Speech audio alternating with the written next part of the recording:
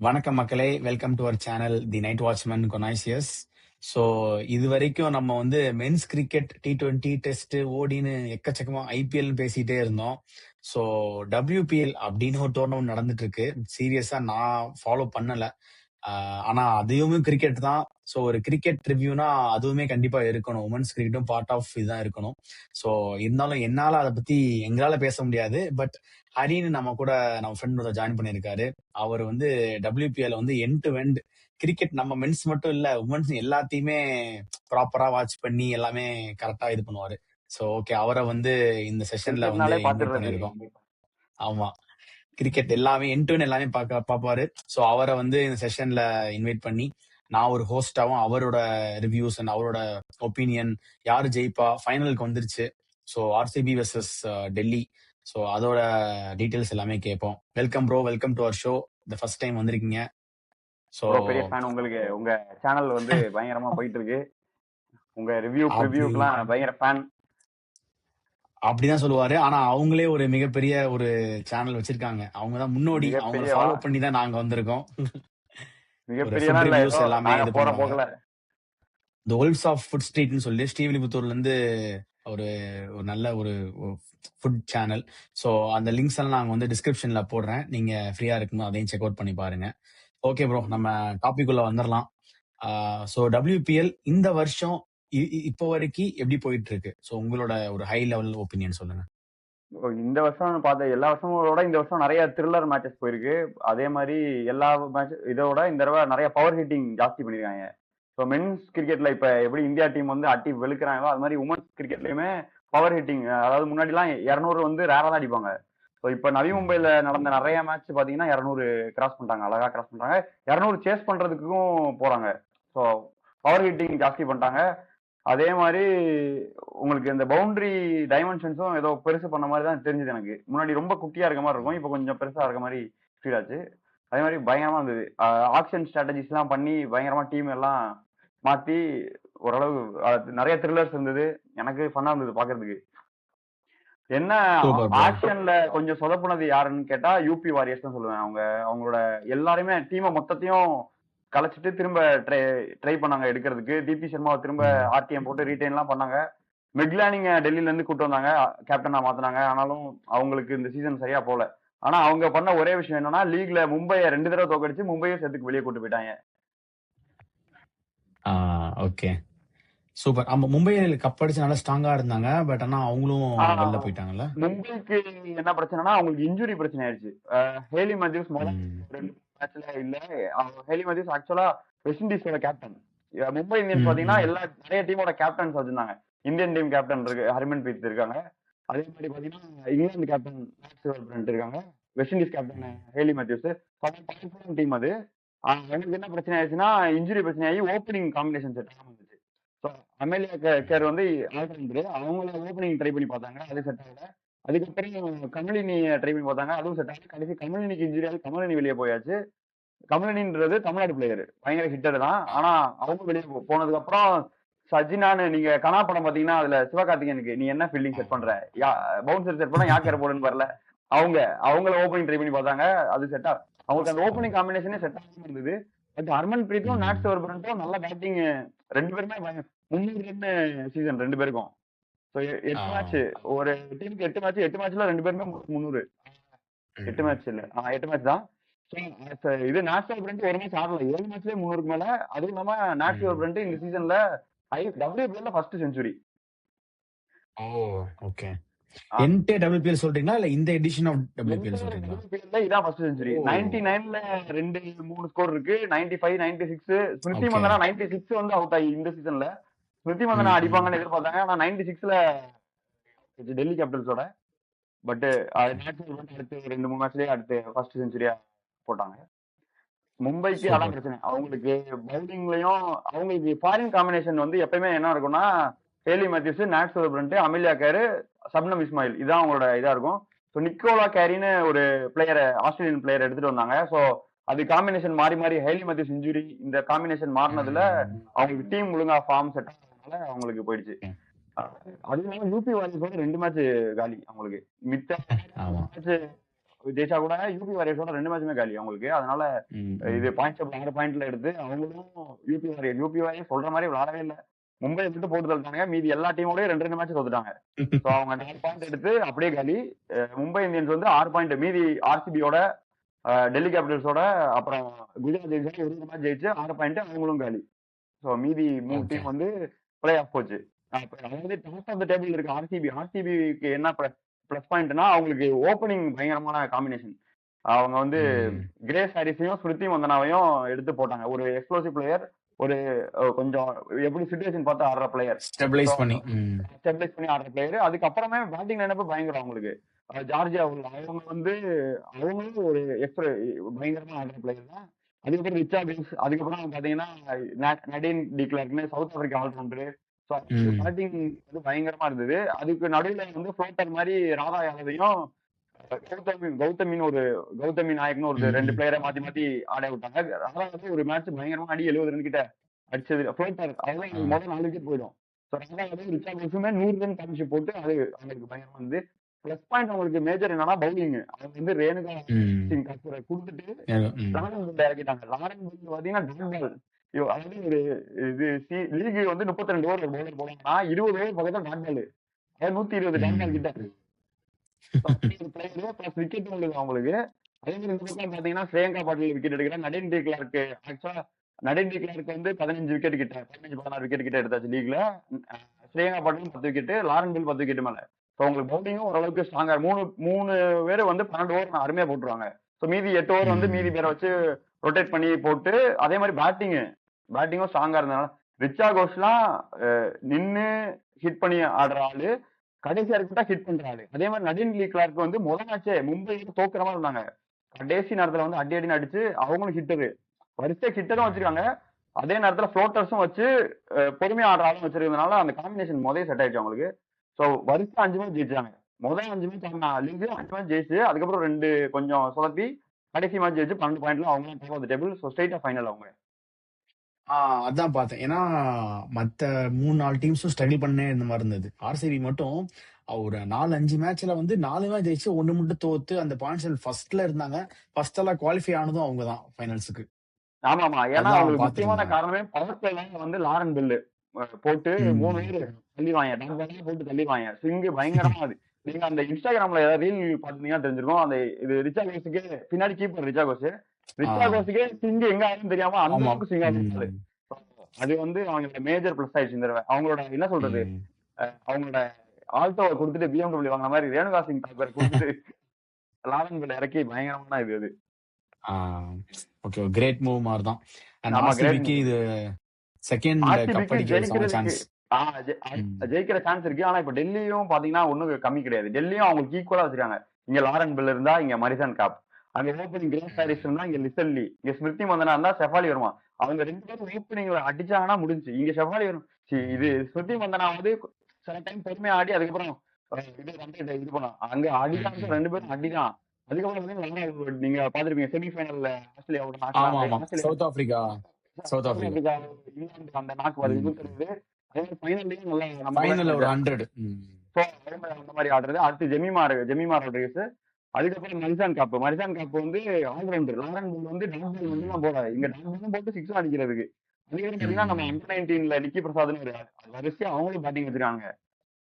So பவுலிங்கும் அதே மாதிரி நந்தினி சர்மான்னு ஒரு ஆள் வச்சிருக்காங்க, விக்கெட் டேக்கர். ஐபிஎல்ல இந்தியன் பவுலர் ஒரு சீசன்ல அதிக விக்கெட் எடுத்ததுன்னா இப்ப இந்த சீசன்ல நந்தினி சர்மா எடுத்ததுதான் 16 விக்கெட் ஒரு சீசன்ல.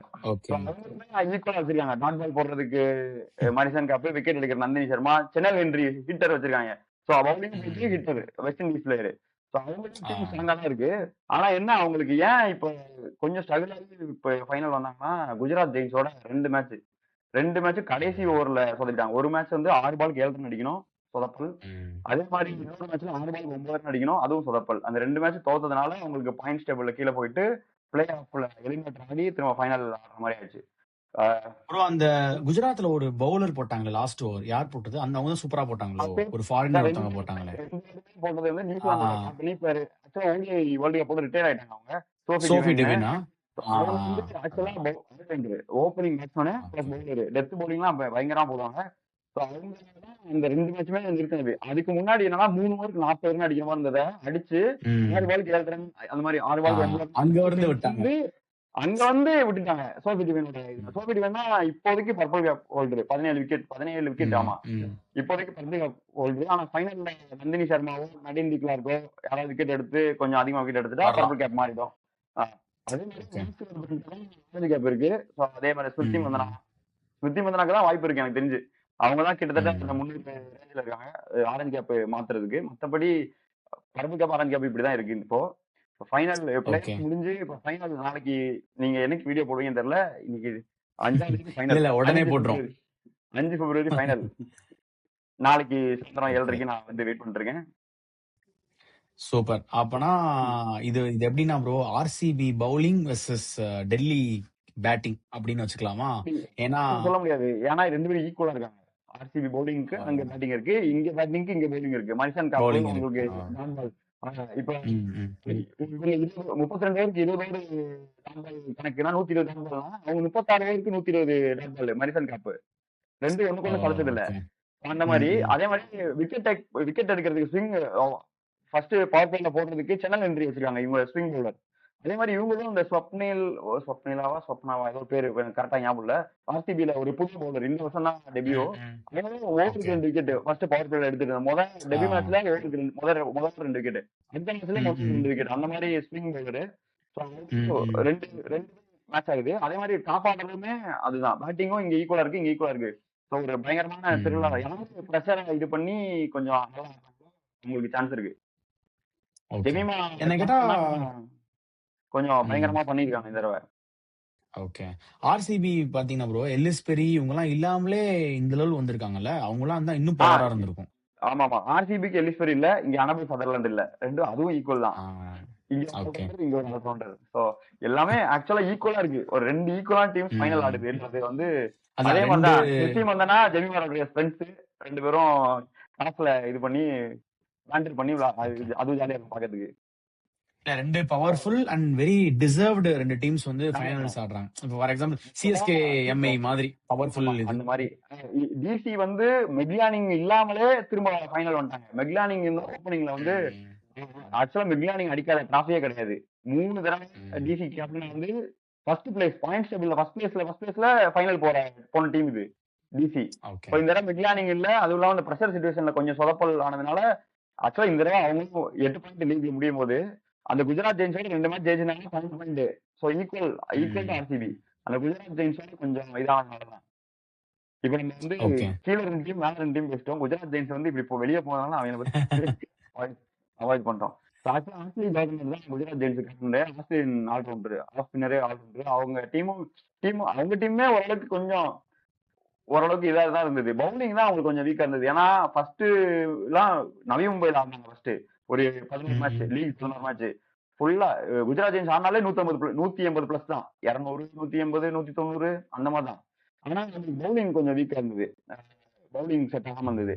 ரேவா சிங் தாக்கூர் அவங்க எல்லாம் எடுத்தாங்க. ரேவா சிங் தாக்கூரையுமே போட்டாங்க. பட் அந்த டெத்ல கொஞ்சம் மாட்டிப்பாங்க. அதே மாதிரிதான் காஃபி கௌதம்னு இன்னொரு வச்சிருக்காங்க. அவங்களும் பவர் பிளேல நல்லா போட்டு டெத்ல மாட்டி. சோபி டிவைன் வந்து கடைசி அந்த ஒரு ஓவர் தான் கொடுக்க முடிஞ்சது. அதுக்கு முன்னாடி போட்டா சோபி டிவைனே போட்டு அடி பழத்தை விழுத்தானு. அதே மாதிரி ஸ்பின்னர் வந்து ஜார்ஜியா வரணும்னு ஒரு ஆஸ்திரேலியன் ஆல்ரவுண்டர் வச்சிருந்தாங்க. அது வந்து கடைசி 2 மேட்ச் தான் அவங்க பயங்கரமா பவுலிங் பண்ணாங்க. அதுக்கு முன்னாடி அவனே போட்டு அடி வெளுத்துட்டாங்க. ஸோ ஆனா அவங்களுக்கு மேஜரா பண்ண மிஸ்டேக் என்னன்னா இந்தியன் ஸ்பின்னர்ஸ் வச்சிருந்தாங்க. ராஜேஸ்வரி கெய்க்வாடு அப்புறம் தனுஜா கன்வர்னு 2-3 இந்தியன் ஸ்பின்னர்ஸ் வச்சிருந்தாங்க. அவங்க மேல நம்பிக்கை இல்லாம பவுலிங் அவ்வளவு கொடுக்கல, அவ்வளவு யூஸ் பண்ணல அவங்க. ராஜேஸ்வரி கெய்க்வாடுக்கு கடைசியா 2-3 மேட்சா வந்து உங்களுக்கு 4 ஓவர் கொடுக்கப்போ ஒண்ணு பண்ணாங்க. அதுக்கப்புறம் 2 விக்கெட் ஒண்ணு எடுத்தாங்க. அந்த மாதிரி 4 ஓவர் தூக்கத்தா கொடுத்துருந்தா இன்னும் கொஞ்சம் அவங்களுக்கு இதா இருந்திருக்கும். ட்ரை பண்ணாம ஃபாரின் பிளேயர்ஸ் மேலே இது பண்ணி ஆஸ்திரேலியா 4 ஓவர் போட்டாங்க, சோபி 4 ஓவர் போட்டாங்க, ஜார்ஜியா 4 ஓவர் போட்டாங்க. ஸோ வந்து உங்களுக்கு இந்த இந்தியன் ஸ்பின்னர்ஸ் இந்தியன் கண்டிஷன்ல இந்தியன் ஸ்பின்னர்ஸ் கொடுக்காது கொஞ்சம் அவங்களுக்கு மேஜர் டிராபேக் அதுக்கு. அதே மாதிரி பேட்டிங்கும் சளைச்சது இல்ல. பெத்முனி சோபி டிவைன் ஓப்பனிங். பெத்முனி வந்து கிளட்ச் பிளேயர், அதாவது இம்பார்ட்டன்டான சிச்சுவேஷன்ல அடிக்கிறதுக்கு ஆள் இந்திய கிரிக்கெட்ல தேர்ந்தீங்கன்னா ஃபர்ஸ்ட் பெத்முனி தான் சொல்லலாம். பெரிய மேட்ச்னா அடிதான், கன்ஃபார்ம் அடிதான். அதே மாதிரிதான் டிராவிஸ் ஹெட் மாதிரி அந்த அளவுக்கு அடிக்க முடியாது. ஓகே, உமன்ஸ் லீக் கிரிக்கெட்ல இல்ல ஒரு உமன் அந்த மாதிரி மேட்சிங். அந்த அந்த மாதிரி வச்சுக்கலாம். ஏன்னா இப்போ இப்போ பிளே ஆஃப் வந்து 160 ரன் தான் அடிச்சாங்க எலிமினேட்டர்ல. அதுல 60 ரன் பெட்மினி அடிச்சதுதான். மீதி எல்லாம் கொஞ்சம் கொலரா விட்டுட்டாங்க. இப்போ இப்போ வந்து வதோதரால நடக்குது, குஜராத்ல நடக்குது மேட்ச். இது வந்து பிச் வந்து பவுன்ஸ் கம்மியா இருக்கு, பேட்டிங் பிச் கிடையாது. ஸோ கொஞ்சம் 180 160 180 சேஃப் ஸ்கோர் தான். பெட்மூன் இல்லாட்டினா அந்த சேஃப் ஸ்கோரே இது பண்ணிருக்க முடியாது. ஏன்னா 38க்கு 3 ஆயிடுச்சு அவங்களுக்கு ஸ்கோர் பிளே எலிமினேட்டர்ல. ஏன்னா முதல்ல சோபிக்கு என்ன சென்னை சிங் போட்டு எஜ்ஜில தூக்கிட்டாங்க. அதே மாதிரி நந்தினி சர்மா வந்து ஒரே ஓவர்ல 2 விக்கெட், அடுத்த 2 விக்கெட். அனுஷ்கா சர்மான்னு ஒரு வேற லெவல் பிளேயர் வச்சிருந்தாங்க குஜராத் ஜெயின்ஸ். அவங்க என்னன்னா அண்டர் 19 பிளேயரு, வேற லெவல் கிளாஸா பேட்டிங் ஆடுறாரு. அடுத்தடுத்த பால் அனுஷ்கா சர்மாவே ஆஃபி கார்னரையும் பவர் பிளேலயே தூக்கிட்டா. நந்தினி சர்மா வந்து தூக்குனதுனால அவன் 38க்கு 3ன்றது வந்து ரொம்ப கிரிட்டிக்கலான சுச்சுவேஷன். அது வந்து 160க்கு எடுத்துட்டு போனது இது பெட்மூனியும் ஜார்ஜியா வரமும் சேர்ந்துதான் கொஞ்சம் உருட்டி உருட்டி அதுக்கப்புறம் கடைசியில அடிச்சு. ஆக்சுவலா பெட்மூனி வந்து நாட் அவுட் பேட்ஸ்மேன் 20 ஓவர் முடியும் போது.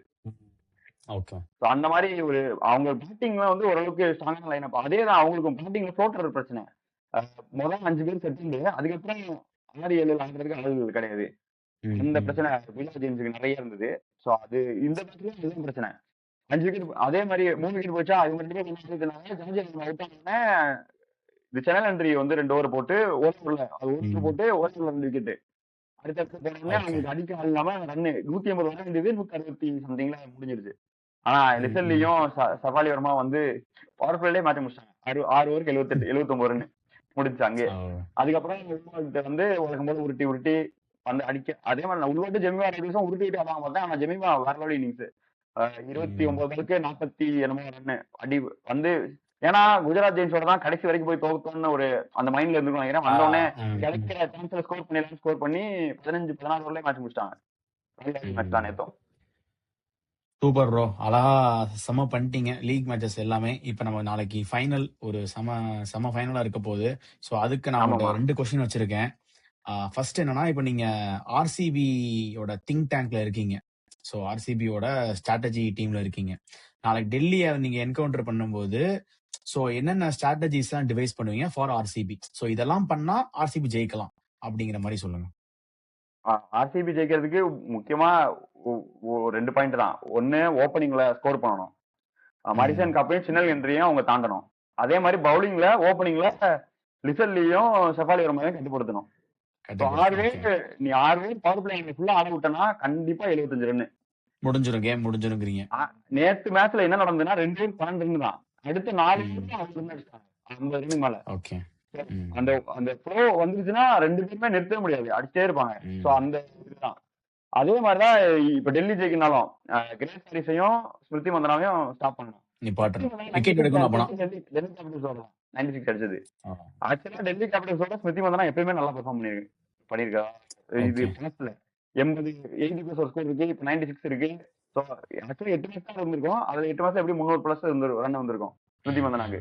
ஸோ அதுவும் பார்க்கணும். அதாவது டெல்லிக்கு என்ன அட்வான்டேஜ் இருக்குன்னா, அவங்களுக்கு லெஃப்ட் ஆர்ம் ஸ்பின்னர் இருக்கு, ரைட் ஆர்ம் ஸ்பின்னர் இருக்கு. இது இவங்க கிட்ட லெஃப்ட் ஆர்ம் ஸ்பின்னர் கிடையாது ஆர்சிபி கிட்ட. ஓகே, லெக் ஸ்பின்னரும் இது இல்லன்னு நினைக்கிறேன். ஜார்ஜியா பவுலிங் போட்டாங்க, லெக் ஸ்பின்னர் வச்சிருந்தாங்க. ஆக்சுவலா லெஃப்ட் ஆர்ம் ஸ்பின்னர் லின்சி ஸ்மித்னு முதல் ஒரு மேட்ச் 2 மேட்ச் ட்ரை பண்ணி பார்த்தாங்க. அது ஒர்க் அவுட் ஆகும்னு சொல்லிட்டு ஜார்ஜியா எடுத்துட்டு பவுலிங் வர இடம் மாத்திட்டாங்க. ஸோ அவங்க கிட்ட பேஸ் பவுலிங் இருக்கு, ஸ்ரேயா பட்ல ஆஃப் ஸ்பின்னர் இருக்கு, ஹாரிஸும் அப்பப்போ ஆஃப் ஸ்பின் போடுறதுக்கான வாய்ப்பு இருக்கு. ஸோ அதுதான் அந்த ரைட் ஆர்ம் பேட்ஸ்மேனுக்கு அவங்களுக்கு லெஃப்ட் ஆர்ம் ஸ்பின்னரோ லெக் ஸ்பின்னரோ இல்லன்றதான் இப்ப பிரச்சனை. ஓகே, அந்த ஒரு மேட்ச் லெஃப்ட் ஆர்ம் ஸ்பின்னர் இருக்கு, சாரி லெக் ஸ்பின்னர் தான் இல்ல. இந்த தடவை ஆர்சிபி வந்து என்னன்னா, அந்த ஸ்மிருதி மந்தனா அது ஆப்ஷன்லயே கேட்டாங்க, இந்த போட்டோ அனுப்பிச்சு இந்த போட்டோல இருக்க பிளேயர்ஸ் எல்லாம் எடுக்க சொன்னீங்களா. அந்த மாதிரி அருந்ததி ரெட்டி, ராதா யாதவ், ரிச்சர்ட், சேகா பட்லி இவங்க ஃப்ரெண்ட்ஸ் ஒரு கேங். அந்த கேங் ஆர்சிபில. சோ அது ஜெமிமா வந்து எடுக்க முடியல, ஏன்னா அவங்க டெல்லி கேபிட்டல்ஸ் ரிட்டைன் பண்ணி கேப்டனா போட்டனால. அதை தவிர அந்த கேங் இங்க ஆர்சிபில தான் இருக்கு. ஓகே, சரி ப்ரோ. நான் அப்ப 2வது கொஸ்டின் அப்ப 2 சொல்லிட்டீங்க. இப்ப இவங்களுக்கு வந்து அவங்களோட ஓபனர்ஸ் சீக்கிரமே எடுக்கணும் பவர் பிளேக்குள்ள. பேட்டிங்ல ஆடும்போது ஜெயிக்கிறதுக்கு முக்கியமா வேணும்னா அவங்க பிளே ஓபனர்ஸ் தூக்கணும். ஓகே, இப்போ டிசிக்கும் டெல்லிக்கும் அதே தான், அவங்களோட ஓபனர்ஸ் தூக்கணும். ஆமா ஆனா டெல்லிக்கு வந்து 20 ஓவர் நல்லா போடுறோம். இவங்க ஆ. பண்றதுக்கு வாய்ப்பு இருக்கு. இப்ப 2 பேரும் அவுட் ஆனதுக்கு அப்புறம் ஜெமிமாவும் இவங்க அதுக்கப்புறம் நிக்கி பிரசாதும் வந்து ஸ்லோ வரதுக்கு வாய்ப்பு இருக்கு. அங்க அப்படி கிடையவே ம். கிடையாது. ஸ்மிருதி மந்தனா அவுட் ஆகி ஜார்ஜியா அவுட் அதுக்கப்புறம் அந்த ஃபிளோட்டர்ல ஒரே ஒரு ஆள் தான் கௌதமி நாயக் வச்சிருக்காங்க. அதுக்கு பதிலா இப்போ ம். இன்னொரு பிளேயர் மாத்துறாங்க கடைசியா ஒரு மேட்ச் மட்டும். கௌதமி நாயக்கும் சும்மா கிடையாது, ஒரு மேட்ச் 60 அடிச்சு பிளேயர் இந்த மேட்ச் வாங்கினவங்க தான். ஆனா அதுக்கு பதிலா இப்போ ஒரு ஆள் மட்டும் மாத்துறாங்க, இன்ஜுரியில இருந்து வந்த ஒரு ஆள் மாத்துறாங்க. அது correct ஆ கடைசி மேட்ச் மட்டும் மாத்துறாங்க. அது பேர் எனக்கு correct ஆ போடல. So அந்த ஃபிளோட்டர் மட்டும் தான் உங்களுக்கு ஸ்லோ ஆகுறதுனால. அதுக்கப்புறம் பாத்தீங்கன்னா ரிச்சா ம். கோஷ், அதுக்கப்புறம் பார்த்தா நடின் டிக்ளேர். நாகாலாந்தும் சும்மா இல்ல, அதுவும் ஒரு 70, அவங்களும் ஒரு 70 ரன் இது இருக்கு ஸ்கோர் பண்ணிருக்காங்க இந்த டூர்னமெண்ட்ல. ஸோ அவங்களுக்கு பேட்டிங் லைனப் பயங்கரமா இருக்கு. ஸோ பேட்டிங் லைனப்புக்கு நல்லா போடணும். இவங்க பேட்டிங் லைனப்பும் நல்லா இருக்கு. ஆனா அவங்க ரெண்டு ம். பேரும் பயங்கர ஹிட்டர்ஸ். மரிசன் காப் ஹிட்டரு. இவங்க ரெண்டு பேரும் கொஞ்சம் கன்சிஸ்டன்டா பவுண்டரி ஸ்கோர் பண்ற ஆள் தான். ஆனா ஸ்லோவா ம். ஃபோர் தான் வரும், சிக்ஸ் வராது. ஆனா அந்த சைடு பார்த்தா சிக்ஸா ஓகே. போகும். அதுதான் மேட்ரு. சூப்பர். ஆனா இப்ப வதோதரால ஓகே. என்னன்னா ஸ்பின் பவுலர்ஸ்க்கு நல்ல இது இருக்கு. சோ இந்த டீமுக்கும் ஸ்பின் ம். நல்லா இருக்கு, அந்த டீமுக்கும் ஸ்பின்னுக்கு பார்க்கணும். அது நந்தினி சர்மா இன்னொன்னு என்னன்னா back of the slower delivery வேற லெவல். அதாவது நார்மலா போட்ட மாதிரியே back of the hand slower டெலிவரியும் அதே மாதிரி போடுறதுனால அது பிக் பண்ண முடியாம தான் இப்ப 10 wicket. So Nandini Sharma perform பண்ணணும் உங்களுக்கு. அதே மாதிரி ஓப்பனிங் வந்து மணிசான் காப்பும் சென்னல் என்ட்ரியும் ஸ்விங் இது பண்ணணும். அதுதான். அதான் நான் அடுத்த கொஸ்டின் தான் கேட்க வந்தேன். இப்போ ஆர்சிபில இருந்து இந்த 2 பிளேயர்ஸ் பெர்ஃபார்ம் பண்ணாங்கன்னா அவங்க கப்பு. அதே மாதிரி டெல்லியில இந்த 2 பிளேயர்ஸ் பெர்ஃபார்ம் பண்ணா கப்பு இவங்களுக்கு. அந்த மாதிரி 2 பிளேயர்ஸ் ஃப்ரம் ஈச் டீம் சொல்லுங்க. ஆர்சிபிக்கு ஸ்மிருதி வந்தனா ஃபர்ஸ்ட் சொல்லிடுவீங்க. இன்னொரு பிளேயர் மட்டும் சொல்லுங்க. நான் ஆர்சிபிக்கு ஃபர்ஸ்ட் லாரன் பில் தான் சொல்லுவேன். ஸ்மித் வந்தனா கூட okay. Red ball white ball no dot ball அந்த மாதிரி. அந்த மாதிரி சூப்பர். அவங்க ஒரு 15 டாட் பால் வழக்கம் போல போட்டா 4 ஓவர் உங்க 15 ஆமா, பால் ஆமா, ஆமா. 15 20 ரன்னுக்கு மேல அடிக்க முடியாது. ஸோ அந்த 15 டாட் பால்ல இருக்கு, கையில இருக்கு. அதே மாதிரி ஷயாலி சர்மா, அந்த இன்னொரு பவுலர் சொன்னீங்க ஷயாலி சர்மா பேரு, ம். அவங்க வந்து ஸ்விங் ஓப்பனிங்ல லாரன் பில்ல கொஞ்சம் இது பெர்ஃபார்ம் பண்ணிட்டாங்கன்னா கன்ஃபார்ம் இது இந்த பவுலிங் காம்பினேஷன் ஒர்க் ஆகணும். அதே பேட்டிங் காம்பினேஷன் வந்து ரிச்சா கோஸ் தான் நான் சொல்லுவேன். ஸ்மித்தி மந்தனா கூட அது ம். கீழே டவுன் மேல விக்கெட் போயிருந்தா ரிச்சா ம். கோஸ் தான் சொல்லுவேன். இப்போ கடைசியா நடந்த மும்பை மேட்ச் என்னன்னா மும்பை 200 அடிச்சிட்டாங்க. அந்த மேட்ச் 100 ஆர்சிபியோட தான். ஆர்சிபி அடிக்கும் போது கிட்டத்தட்ட 200 ஸ்கோர் ஆயிடுச்சு. இவன் ஆர்சிபி 4 விக்கெட் என்னமோ பவர்ல போயிடுச்சு. அங்க இருந்து ம். 15 ரன் தான் போட்டாங்க. ஓ. ரிச்சா கோஸோட நாக்கு அது. So, முதல் ஒரு ம். 6 ஓவர் கன்சால்டேட் பண்ணி அடுத்த 10 ஓவர் எக்ஸ்ப்ளோஷன் தான். ஸோ ஸ்மிருதி மந்தனா கிரேஸ் ஹாரிஸை விட நான் ரிச்சா கோஸ் தான் சொல்லுவேன். தாகோஷ். கன்சால்டேட் பண்ணி எக்ஸ்ப்ளோர் பண்றதுன்றதுதான் மேட்ரு. அதே மாதிரி சூப்பர். ராகுலும் ரிஷா கோஷும் சேர்ந்து 5 விக்கெட் போயிடும் ஒரு மேட்ச்ல.